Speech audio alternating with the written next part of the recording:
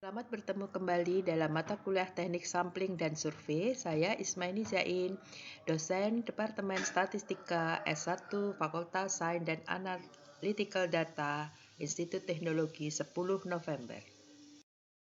Kita lanjutkan pembicaraan kita tentang stratified random sampling atau sampling acak berlapis pada sesi kedua ini. Struktur organisasi data, kalau kita lihat di sini adalah populasi yang terstrata itu akan berbentuk, katakanlah kita menentukan L stratum.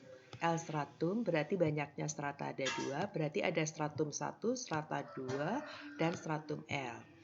Ini kalau di populasi, observasinya adalah seperti ini, karena sebanyak N1, dan kemudian di populasi kedua sebanyak N2, dan di stratum L banyaknya adalah NL. Sehingga perhatikan di sini, H itu menyatakan adalah banyaknya stratum, N itu adalah jumlahan dari NiH.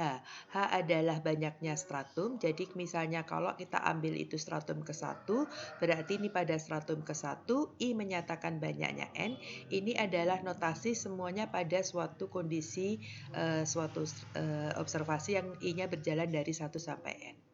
Nah, kalau sampling acaknya itu terstratifikasi pada sampel, maka kita mendapatkan N1 kecil yang diambil dari N1 besar, kemudian N2 didapatkan dari N2 besar. Kalau kita perhatikan seterusnya sampai dengan habis semua strata, kita dapatkan N besar. Berarti pada sampel kita mendapatkan sejumlah N, di mana N itu jumlahan dari N1, N2 sampai NL. Sehingga dari masing-masing strata kita perhatikan di sini karena ini diambil secara SRS, maka rumus daripada rata-rata setiap stratum itu adalah dinotasikan Y bar H. Y kecil dengan indeks H diberi rata-rata. Ini sama saja dengan rumus yang kemarin. Ini seolah-olah kan menjumlahkan semua observasi pada setiap stratum dan dibagi N. Tetapi karena ini adalah menunjukkan setiap strata, maka tinggal ditambah indeks H. Notasi-notasinya diperhatikan, indeks H ini menyatakan stratum dan I menyatakan banyaknya observasi ke I dari suatu setiap stratum. Jadi kalau YHI itu adalah observasi ke I dari stratum ke H. Jadi nanti rumus-rumusnya ada N besar H, ada N kecil H, dan kalau kita lihat varians ini adalah variansnya populasi dan ini adalah variansnya sampel. Nanti ada dalam stratified itu ada yang namanya stratum weight atau faktor penimbang, rumusnya adalah NH dibagi N. Maaf. Varian Y bar ST kan berarti kita masukkan rumus ini tadi. Lalu ini kalau kita buat varian Y bar ST tadi, karena sifat varian itu kalau konstanta dikeluarkan N kuadrat, berarti nanti keluar. Ini N kuadratnya keluar. Nah, perhatikan pada varian Y bar ST ini sebetulnya adalah varian yang diambil secara SRS, berarti mengikuti rumus-rumus yang di SRS. Varian Y bar SRS itu kan adalah seperti ini. Hanya sekarang ini ada ditambahi indeks H. Berarti kalau kita buat masing-masing adalah seperti ini. Masing-masing ada seperti ini, tetapi di sini S1 sampai dengan SL. Kalau sudah seperti ini, kalau diringkas, dibuat notasi adalah seperti ini. Jadi sangat mudah, di mana nanti ini adalah variansnya ketika kita bicara SRS. Maaf ya, saya masih batuk.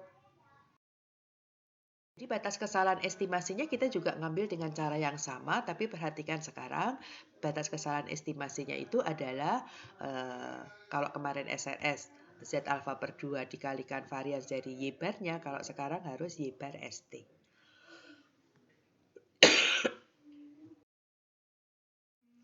Nah, ini tuh notasinya kamu akan pelajari di bukunya yang sudah diberikan. Begini, contohnya apabila kita lihat tiga populasi ini. Populasi ini kalau kita lihat, kalau kalian nanti hitung rata-rata populasinya, berarti ini rata-rata populasinya ini kalau dihitung kan sama dengan 5. Populasi ini pun juga sama dengan 5, populasi ini pun juga sama dengan 5. Kalau dijumlah 25 di sini, kalau kita jumlah di sini ini juga 25, kalau ini juga dijumlah 25. Berarti kan ini populasi dengan karakteristik yang sama, rata-rata populasinya sama, total populasinya juga sama. Apa yang membedakan populasi 1 dan populasi 2? Populasi 1 dan populasi 2 ini terlihat sekali bahwasanya populasi 1 itu bersifat homogen. Sementara populasi 2 dan populasi 3 ini sebetulnya tidak homogen atau heterogen. Mana yang lebih heterogen? Tentu saja populasi 3 yang lebih heterogen. Nah, dengan seperti ini kita boleh memilih. Kalau yang populasi 1 silahkan pakai menggunakan SRS, sedangkan populasi 2, populasi 3 seharusnya menggunakan, populasi yang heterogen tidak menggunakan SRS atau dalam hal ini gunakan stratified. Idenya seperti apa? Kelompokkan.